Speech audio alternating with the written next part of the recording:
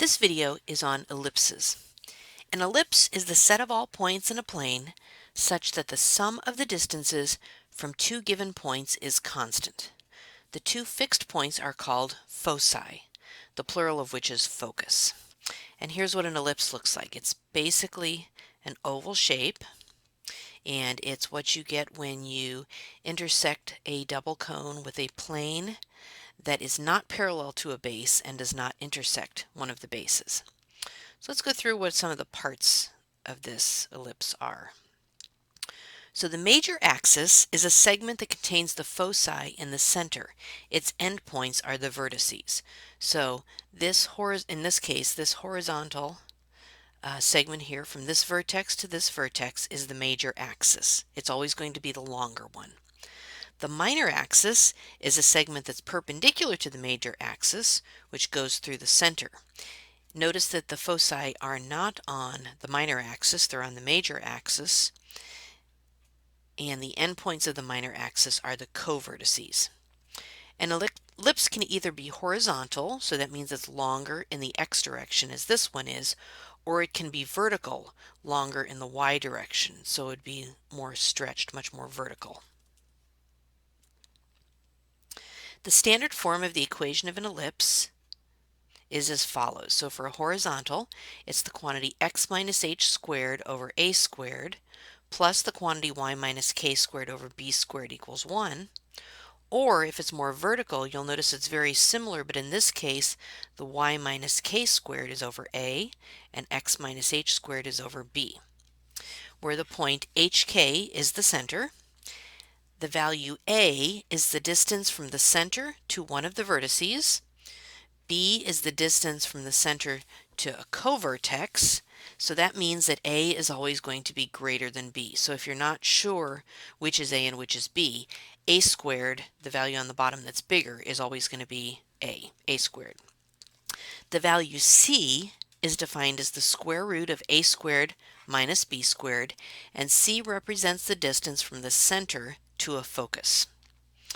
Notice that when x is over A, the ellipse is more horizontal. It's longer in the x direction. When y is over A, the ellipse is vertical, which means it's longer in the y direction, or the direction of the y-axis. Let's take a look at some examples here. First one says, write the equation of an ellipse with vertices of -3, 8, and 9, 8, and covertices of 3, 12, and 3, 4. So when I have to approach a problem like this, I always do a little bit of a sketch. So my vertices, so this is going to be the longer axis, and I'm noticing that my y coordinates are going to be the same. So I'm going to have a vertex here at -3, 8, and then I'm going to have a vertex over here at 9, 8. Notice my x coordinates change, so this is where x is -3, this is where x is 9, and y is 8. And then my covertices, so that's going to be perpendicular to that, and since these are covertices, this is going to be the shorter direction. Notice that my x coordinates are the same. So I have a covertex here, this one's going to be 3, 12. And this one is going to be 3, 4, and that's a covertex. So just a simple little graph kind of gives me an idea of what's going on. Now, what I need to know is I need to know what h and k are. Basically, to write the equation, I need to know what h and k are, and I need to know what a and b are, and I need to know what direction this is going.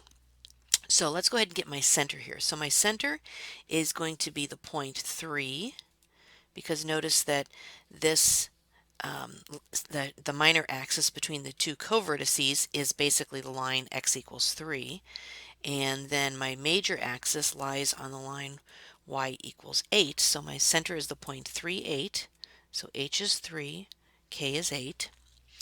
A is the distance from the center to a vertex, so this distance right here is going to be A, and that's going to be 6 units, because from x equals 3 to x equals 9 is 6 units.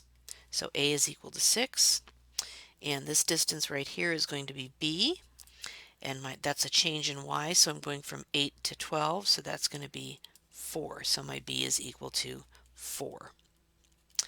And I know that this ellipse is going to be longer this way, so I know that I'm going to have x over a. So my equation is going to be x minus 3 squared, that's x minus h squared, over a squared, plus, because an ellipse always has a plus, y minus k squared, over b squared, and an ellipse is always equal to 1. Notice x is over a because it's longer in the x direction.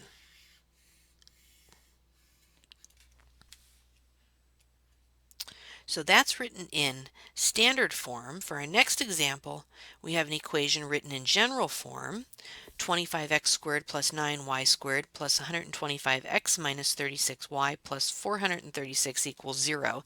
I need to write that in standard form. Don't let the big numbers throw you off. We'll deal with that. And I need it in standard form so that I can identify the center, the vertices, the covertices, and basically be able to graph it. So let's go ahead and group together our x terms. So I have 25x squared plus 250x plus 9y squared minus 36y. And then let's move our constant to the other side, negative 436. And as I did with the circle, I need to complete the square. Let me give myself a little more room here. But in order to complete the square, my coefficient of my squared term needs to be equal to 1.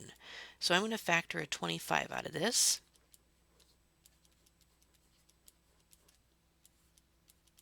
And I'll factor 9 out of this.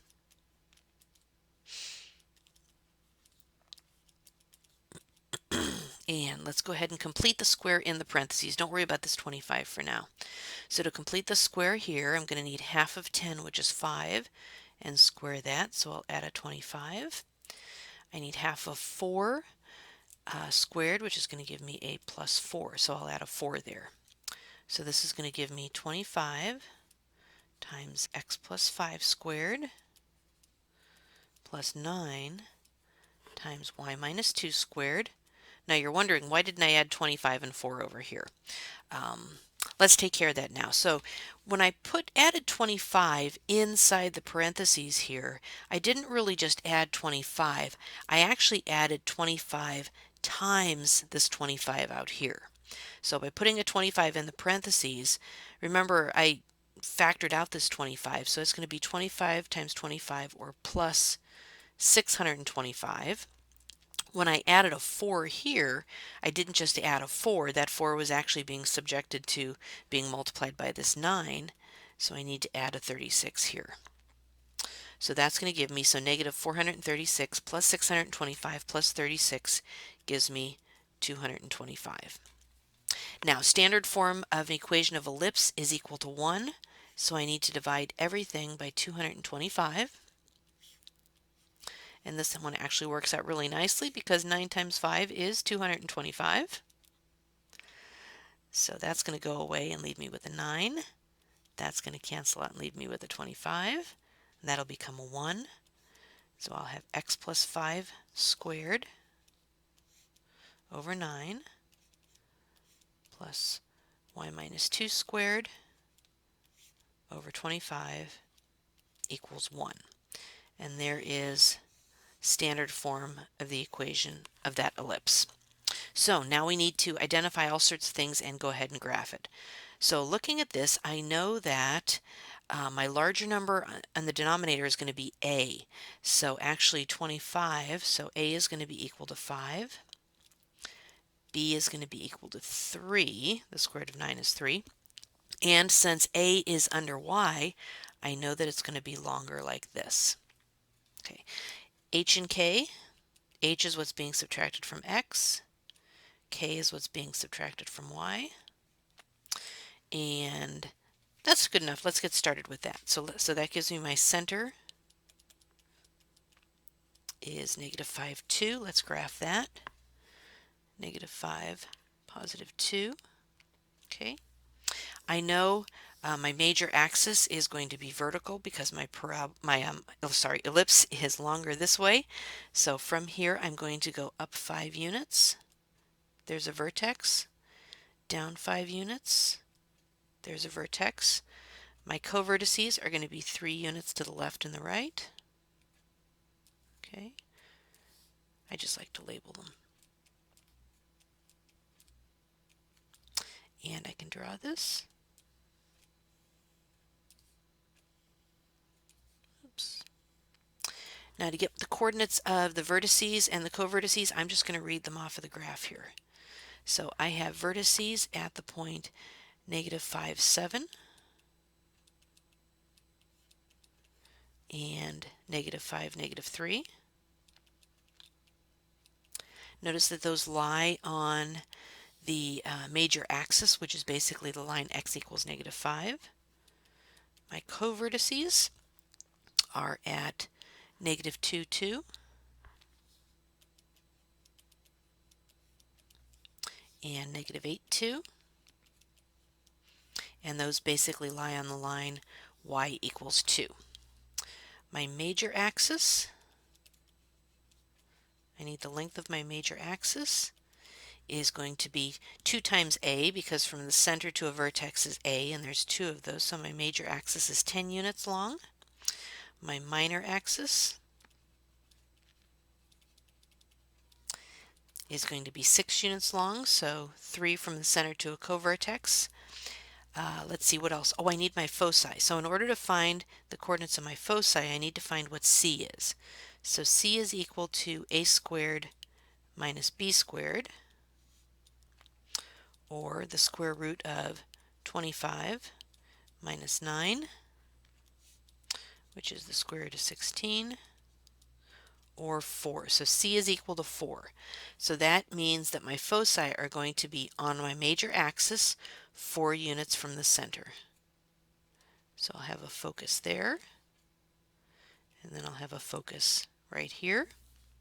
And the coordinates of those, coordinates of my foci, are going to be -5, 6, and -5, -2. And I think that's everything we were looking for.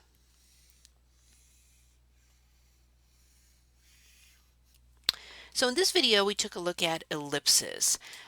What an ellipse is, what all of its major parts are, how to write the equation of an ellipse giving the vertices, how to find the center, and then given the equation of the ellipse in general form, how to turn that into standard form, identify all of its parts, and graph the ellipse.